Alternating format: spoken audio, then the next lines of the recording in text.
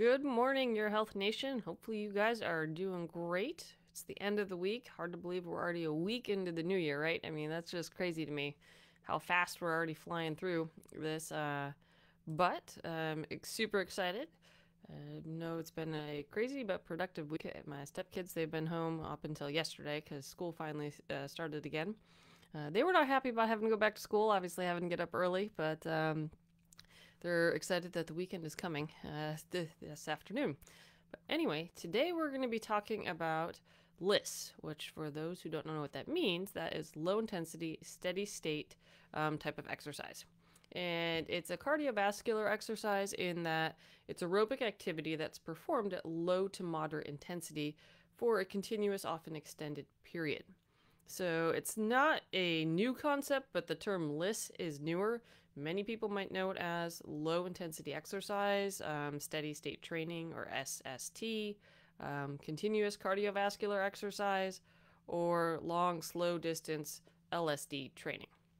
So if you've known it from that sense, then this concept has been around for decades. However, if you're just coming new to exercise and all the terminology, it can be a little bit confusing. So I know we've covered HIIT before, which is high intensity interval training. And so what is the big difference between the two? Why is LISS different than HIIT? Well, with LISS, you're going to be trying to keep your heart rate somewhere between that 50 to 65% of your maximum. You don't want it the all out like in HIIT, in the high intensity part of the intervals. So if you don't have a heart rate monitor, that's okay. You can do what is RPEs, rate of perceived exertion. And the cool thing about RPEs is that it's unique to every single one of us. So it's on a 1 to 10 scale, where 10 is that absolute maximum, you're giving it your all, everything. And so with LISS, you're trying to aim for somewhere around that 5 to 6 RPE, essentially.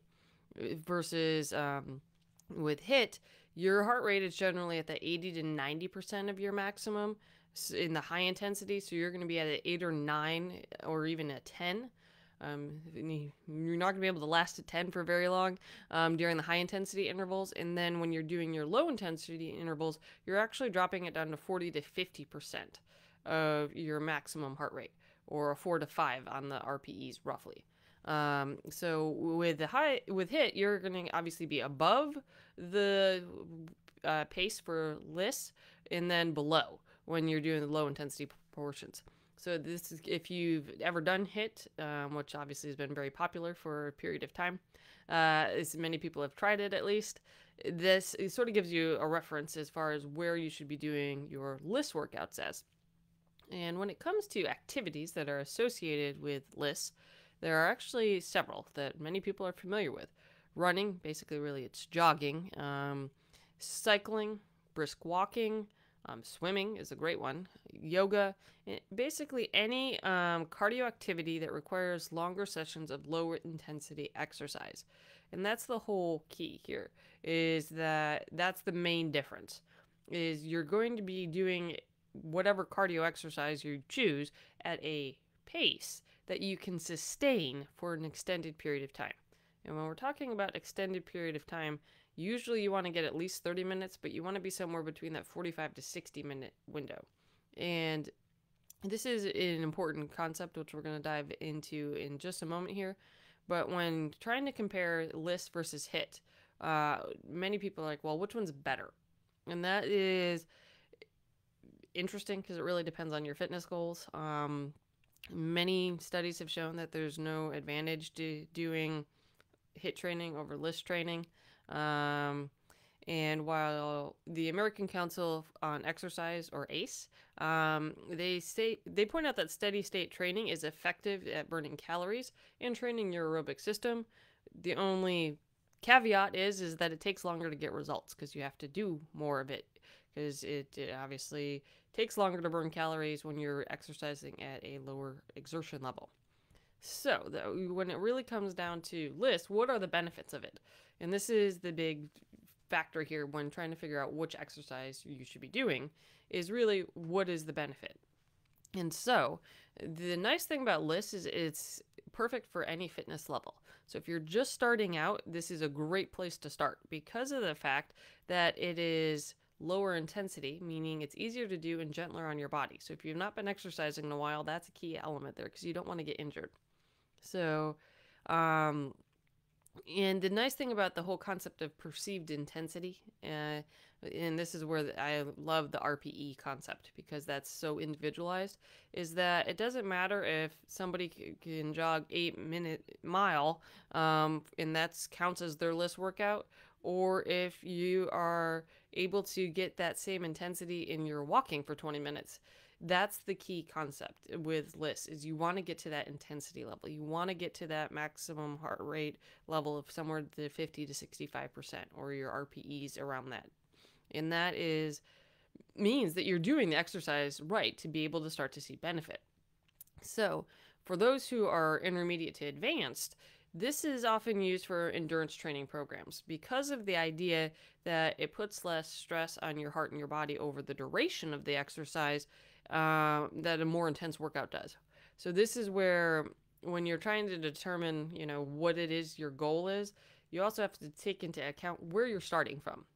So if you're just starting out, starting with a brisk walking session, for 20, 30 minutes at that level to get your heart rate to where it needs to be, that's perfect. But if you've been exercising a while, combining LISS with HIIT, and we'll talk about that as well, is a key element because your body sort of needs both. And I'm going to break down why here in just a second.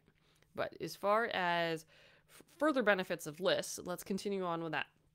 So a key benefit here with LISS, and this is something that is so important, which is why a lot of people choose this type of activity, or one of the reasons why, is that it is awesome at fat burning and therefore fat loss, which also equates to weight loss. And this is where we're going to get into the nitty gritty as far as the types of muscles and all that, and why aerobic activity versus anaerobic activity is so key in weight loss. So steady state training improves your body's ability to use fat as fuel. And it does this instead of using glycogen, which is the stored form of glucose, which gets stored in your muscles. And so the reason it does this is because in order to sustain that level of activity, and you have oxygen, because you're not to the point where you're not able to consume enough oxygen to supply it to your muscles, this is where it converts over from using glycogen to fat stores when you're exercising. And that is what is so fundamental when you're trying to lose weight, right? It's not just the weight you want to lose. I mean, obviously when you're losing weight, you can lose muscle as well. The key thing here is you want to be able to lose fat, right? That's the whole point. And when we're trying to lose weight usually.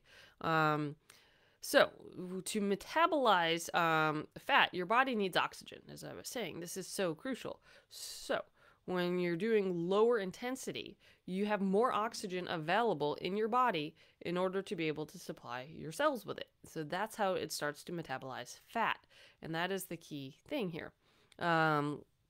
So if you are sprinting, for instance, or you're doing HIIT training, you have less oxygen available because you're not able to consume it in, basically. You're not able to breathe in enough oxygen to support the activity you're doing. That's where your body kicks over to the anaerobic type of fueling for your body. And that's where this is such a key factor to understand, is that HIIT training, that's what you're doing. You're kicking over to the anaerobic side. And that's also important. We'll get to that. Hold on 1 second. Don't want to jump ahead here. So when you have more oxygen, your body is able to stay in that anaerobic consumption of fuel. And that's where, when you do it for an extended period of time, the 45 to 60 minutes, that's where you start to see that your body using fat essentially as fuel, because it needs something to sustain that level of activity for that duration. So when it comes to research, as far as the whole concept of improving fat distribution, whether HIIT versus LISS, this is where LISS is actually more effective than HIIT. So that's a key factor here when you're trying to figure out, what type of exercise are you doing? And so it's important to note, though, that HIIT does still burn fat. but it also helps with muscle adaptation because obviously of what your body's going through to do that. And you are going to burn more calories in a shorter period of time when you're doing HIIT. So this is where you have to weigh up different options. Obviously, if you have the time to do a LISS workout, you definitely want to do that.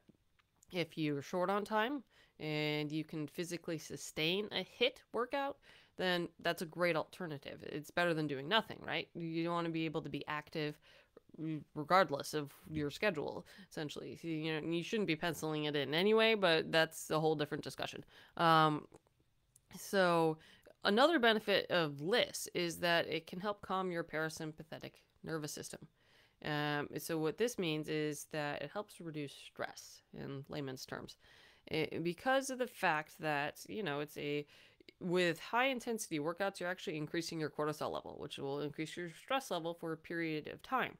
With LISS, they have found that it actually helps decrease cortisol levels because you're at that steady state. Yes, you're working your body. Yes, you are actually causing it to have changes, but it's not doing it in such a way that it's increasing your cortisol level. So in that regard, LISS, if you're feeling stressed out, a LISS workout might actually be beneficial because it's going to help reduce that level, help calm your nervous system, and you're just going to feel better when you get done.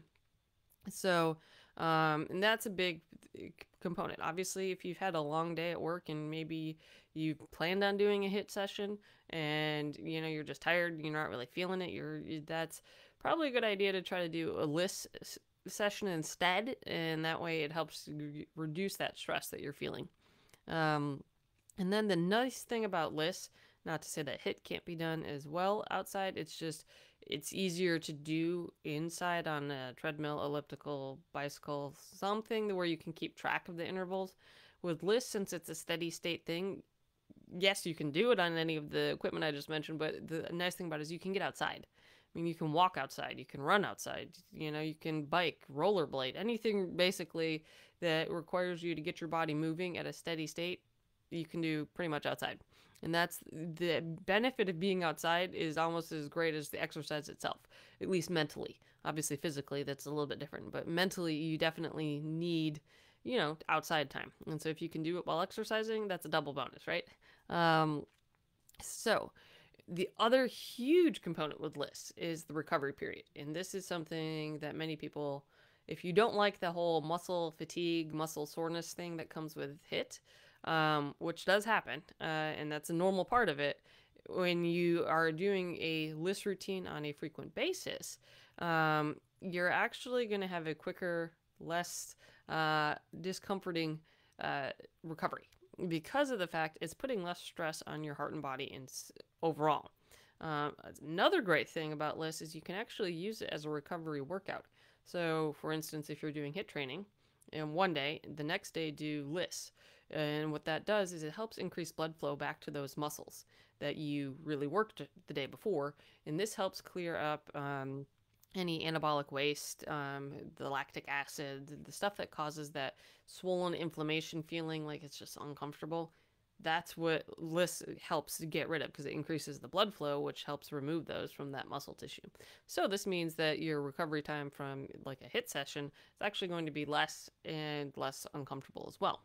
So this is where, you know, to me, LISS is such a critical component of an overall exercise program, and we'll get into how that works here in just a moment. Many people wonder then, what are the drawbacks of LISS, if there are any? And that is a huge thing with this is the fact that the sessions are longer. You know, a HIIT workout you can be done in 20, 25 minutes. So if you're really short on time, that's great. But with a LISS session, you're going to have to, you know, have at least 45 to 60 minutes to dedicate to actually get into that heart zone, the working zone, to see the benefit of it.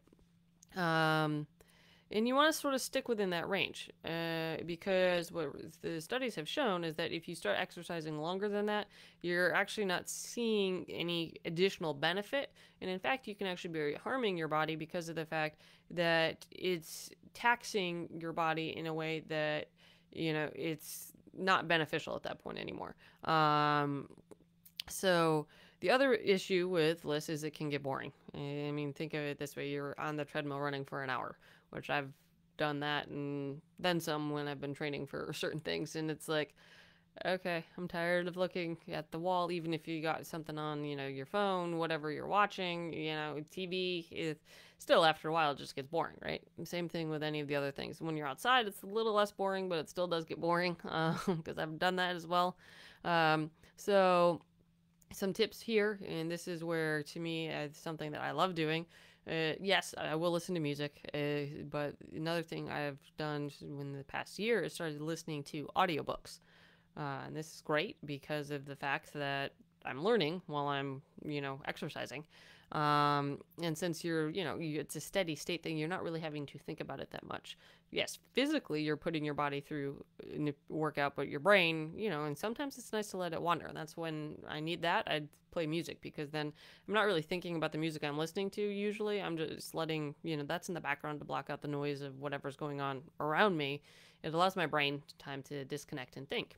And so oftentimes my best ideas come from when I'm working out because of it. So that's a good thing to try. Another concept is being able to talk to a family member or friend who you haven't talked to in a while. With LISS, when you're actually in that work zone, you should be able to carry on a conversation. And so that is a key factor, is if you're able to carry on a conversation on the phone, or if you happen to be out running or walking with a friend or a family member, you should be able to talk to them. And that intensity, obviously you should be able to be intense enough that you're getting a workout, but you should still be able to talk to the person that you're communicating with. The only other thing that would be a drawback for LISS is that could be at increased risk for overuse injuries if you're doing the same activity over and over and over again. So if you're constantly walking or jogging, yes, you're using the same muscles. This is where, changing it up a little bit. Do walking, swimming, yoga, rollerblading, bicycling, whatever it is you like to do, vary your activity. This way it'll decrease the chances of you having an overuse injury. And it's important to listen to your body because this is where the whole concept of overtraining can happen. So if you notice that you're feeling run down, or have like chronic fatigue, brain fog, prolonged muscle soreness for longer periods, which means that it lasts several weeks. It doesn't go away in the normal day or two after exercise. It could be a sign that you're overtraining and you need to back off. And this is true regardless of whatever type of activity you're doing. Is it LISS? Is it HIIT? Doesn't matter. Combination. If you notice any of these, that's a sign that, hey, you need to slow it down just a little bit. And it's always important to talk to your doctor before starting any new routine. So make sure you do that as well. This is such an essential element because you don't want to get injured. And that's the whole key thing, right? So how do you determine if LISS is the right type of activity for you? And that is where it comes into, the concept we were talking about before. It's great for any fitness level. If you're just starting out, this is the great place to start because it's based off of your rate of perceived exertion, your RPEs. And if you've been exercising a while, this is a great thing to mix into your routine. So that way, A, your routine doesn't get boring. B, you're receiving all the different benefits of LISS versus HIIT. And this is where obviously it depends on your schedule. What can you fit into your schedule, right? And so the big thing here when we're talking about LISS and HIIT is obviously the aerobic versus anaerobic. And so the other concept is the type of muscle fibers that you have. And there's two main types. You have slow twitch and fast twitch. Slow twitch is type 1, fast twitch is type 2.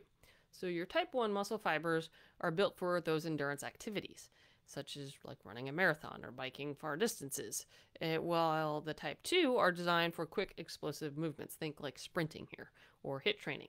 And so when you are trying to avoid plateauing, after you've been exercising for a while, this is where you want to include both HIIT and LISS into your routine.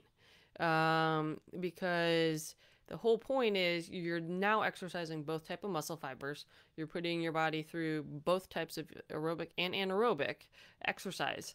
And so this is going to help your overall body conditioning in many ways. So you're going to see improvements, along the lines of obviously your endurance. You're going to see improvements along being able to do quick movements, which is important because when you think about our daily lives, right, overall certain things we might need to have more endurance for. Other things, though, when you go to catch something that's falling, just that reflex, having that quick reaction is important. And that's where the HIIT training or working those type 2 muscle fibers is so important. And so the key thing here is if you're trying to build muscle, you want to follow a 2-to-1 HIIT to LISS ratio as far as the frequency of exercise. If you're trying to lose weight, essentially your goal is more endurance based, then you need to reverse that. So it's 2-to-1 LISS to HIIT. And the whole idea here is even when you're doing any form of these exercises, is if you're a beginner, you want to try to start with at least 3 LISS cardio sessions per week. And start there and then gradually increase over time. So this is if you've not been exercising at all. That's the key starting point. Because you don't want to do too much too soon and then you end up injured and you're not going to be able to continue on with your exercise routine, right? And then you're going to be back to, sidelined essentially. So once you get to that intermediate advanced stage where you've been working out doing the LISS exercises for, a few months, you need to actually do it for a little while because you need to get your body conditioned to the idea of movement. HIIT training is very intense and you can get easily injured if you're not doing the exercises correctly with the proper form, which is why you sort of need to already be in a little bit of shape, if you will, have some exercise endurance going on in order to be able to sustain a HIIT exercise with the proper form for the duration so you don't end up injured from that, because you are more likely to end up injured from a HIIT session where you're doing something improperly than you are if you're doing LISS for an extended period of time. So when you're trying to incorporate the HIIT to LISS, you don't want to do more than 1 to 2 HIIT sessions per week. Just the amount of stress it places on your body is significant. And you usually want to allow at least 24 hours, preferably 48 between your 2 HIIT sessions. So that leaves obviously 5 other days during the week, essentially. And this is where you want to fill those days in with LISS training. And then obviously you need some recovery days in there as well. So, and then the other big thing is obviously you need to incorporate strength training. It can't all be about cardio. And this is the nice thing with HIIT is that sometimes you can do different strength training activities and the way you set up the intervals can actually count the strength training in with the HIIT. Key thing, as I mentioned, it's got to be in the proper form so you don't get injured. So the whole idea is, when you're trying to balance your routine, when you're first starting out, you want to start with LISS. You want to get to at least 3 sessions in per week, so this is Monday, Wednesday, Friday, Tuesday, Thursday, Saturday, however it looks. You should, your schedule is Monday, Tuesday, Thursday. Whatever it works into your schedule as. And because it's a lower intensity, you should be able to do it, on repetitive days if needed based off your schedule. When you start adding in HIIT, this is where you need to sort of have, if you do HIIT on Monday and you're trying to allow 48 hours, most likely you're not going to be doing HIIT again till Thursday. So that means you're going to do 2 LISS days on Tuesday, Wednesday. You're going to do LISS on Friday, Saturday, and then Sunday could be a recovery day. And that's just one example. And obviously you can change it up to however it fits into your schedule. But the key thing is obviously making sure that you're allowing your body to rest when it needs to rest. So this is where paying attention is, such a key element in understanding your body and knowing when you need more rest versus not. And that just is going to take some time, but once you get going, you'll be able to figure that out. You obviously, as we talked about, with LISS, you can do it anywhere. You can do it inside on equipment. You can do it outside. Technically with HIIT, you can as well. You just need to have an interval timer, which I've got an app on my phone that allows me to program it however I want. As far as how long I want the high intensity intervals to be, the low intensity, how many of the intervals I want, how long do I want the warm up, the cool down, all of that.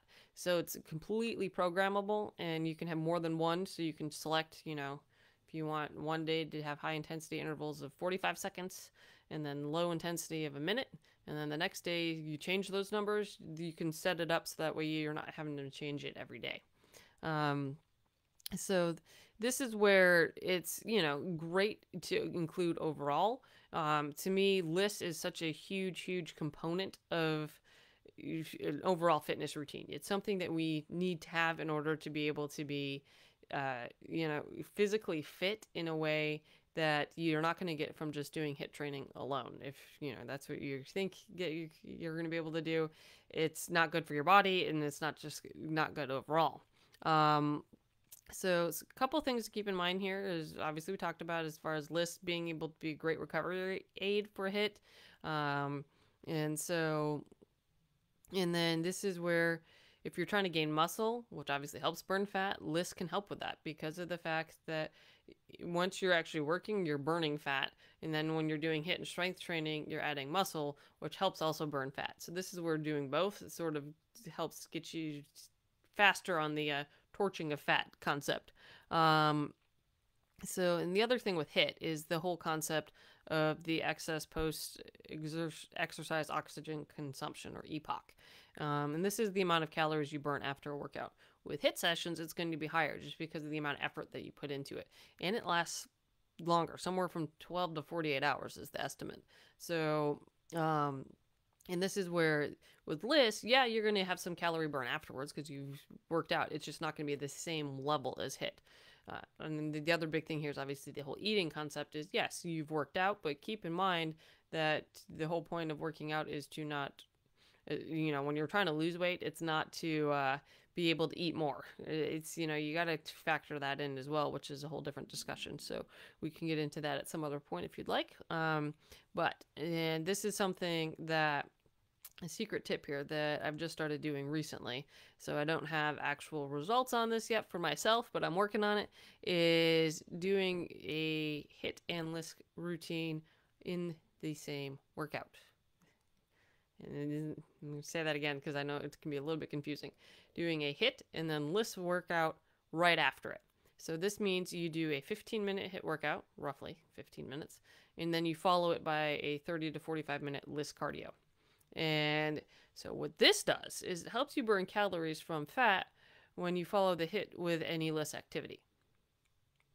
So think of it in these type of terms, is that with a hit workout, you're actually increasing your caloric burn because you're putting your body through this intense workout, right? And then you transition to a LISS workout right after it.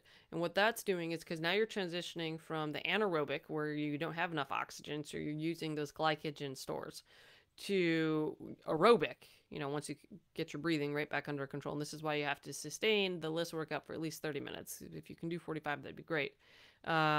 Is that you're now transitioning to that fat burning. You're getting the oxygen in there, so now your body's using the fat burning, right? And that is something that is so key, is the idea that you want, if you can, and this is where you have to be in shape already to be able to do the hit training, and then follow it on with a LISS training.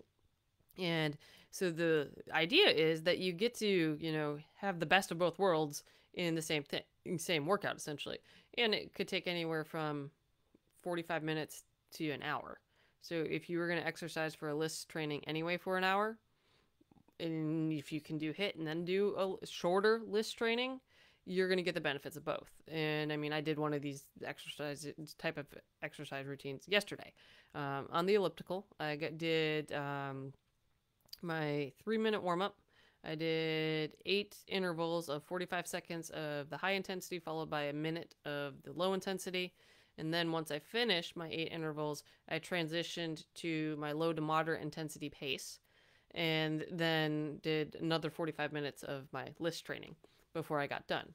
And just from speaking from personal experience here, this is where the first 5 to 10 minutes, as I was coming off the hit into the LISS, I was feeling it. You feel it in your muscles. You feel a little bit winded, a little bit tired. Mind you, I've been exercising for a while now, so this is where. But after I got beyond that, it felt like I was just doing my normal LISS routine, and it's amazing how your body can kick over and is capable of far more of than we can actually ever perceive. And so yeah, when I got done, I was tired, but it felt good. And I could tell later in the day, because obviously part of it is controlling diet, is that I felt hungrier than normal, but I just ignored that. I ate my normal dinner and all that stuff. But it's just amazing how your body responds. So today, as much as I enjoyed yesterday, I can feel, my legs are a little bit sore. So I'm planning on doing LISS training today. Get that lactic acid built up that's in there out of the cells. And then probably doing another one of those hit list combos, probably not tomorrow, but probably on Sunday. And so this is where, just listening to my body. I'll probably do LISS today, tomorrow, and then do the hit list on Sunday.